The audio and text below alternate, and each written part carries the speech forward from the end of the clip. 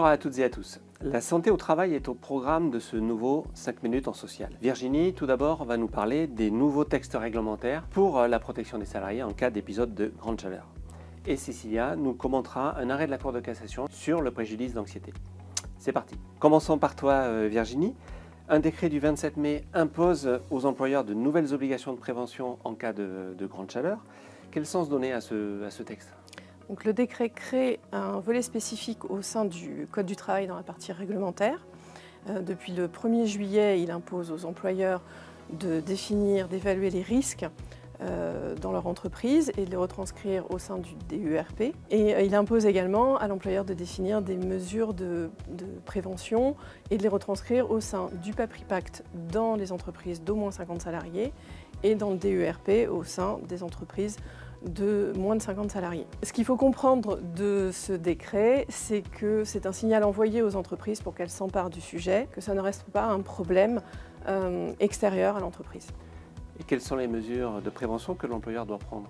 Alors, l'employeur doit définir des mesures de prévention qui doivent s'appliquer dès l'atteinte du niveau jaune de l'alerte canicule de Météo France. Le Code du travail donne une liste non exhaustive des mesures de prévention que l'employeur peut mettre en place. Cela peut être des aménagements de postes ou d'horaires, ça peut être l'augmentation des pauses en nombre ou en durée, ça peut être aussi la mise à disposition de moyens réduisant le rayonnement solaire comme la pose de stores ou de filtres. Ça peut être également la fourniture d'équipements aux salariés comme des gilets rafraîchissants ou des vêtements légers et respirants.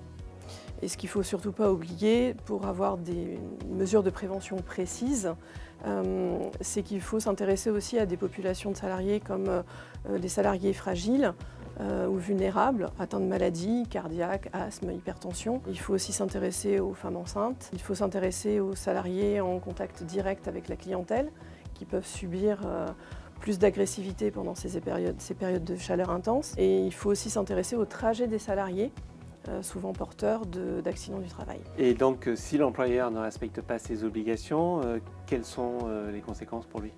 Alors, le décret crée une mise en demeure spécifique de l'inspecteur du travail. L'employeur a alors 8 jours pour se conformer à son obligation de mettre en place, de définir des mesures de prévention. L'inspecteur du travail peut également ordonner un arrêt d'activité ou de chantier. Et enfin, en cas de non-retranscription des risques dans le DUERP ou en l'absence de mise à jour du DUERP, une amende peut être appliquée. Elle va de 1 500 € à 3 000 € en cas de récidive. Après les grandes chaleurs évoquées par Virginie, nous allons aborder un autre sujet santé au travail avec toi, Cécilia. C'est un arrêt de la Chambre sociale de la Cour de cassation sur le préjudice d'anxiété, je crois. Oui, tout à fait.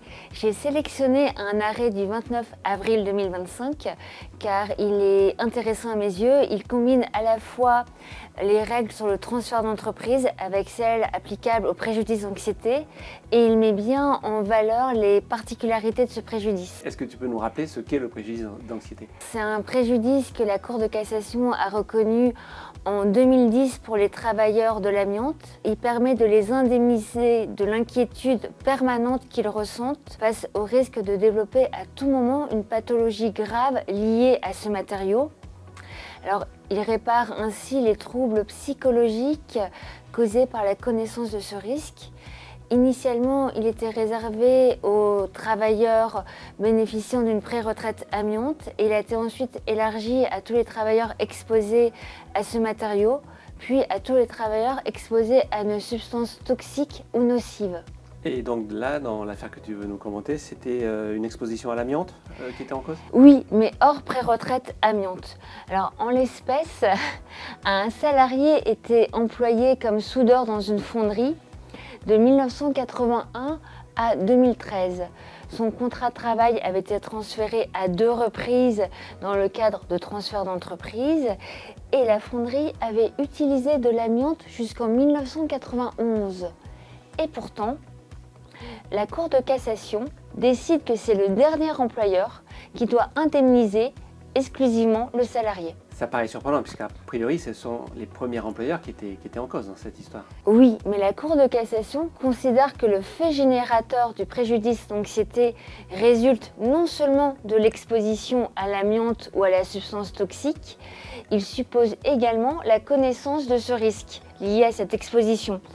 Et pour la Cour, le salarié ne pouvait pas avoir connaissance de ce risque avant le dernier transfert de son contrat de travail qui est intervenu en 1988. Et c'est là qu'interviennent les règles applicables en matière de répartition des créances en cas de transfert légal du contrat de travail. C'est-à-dire ?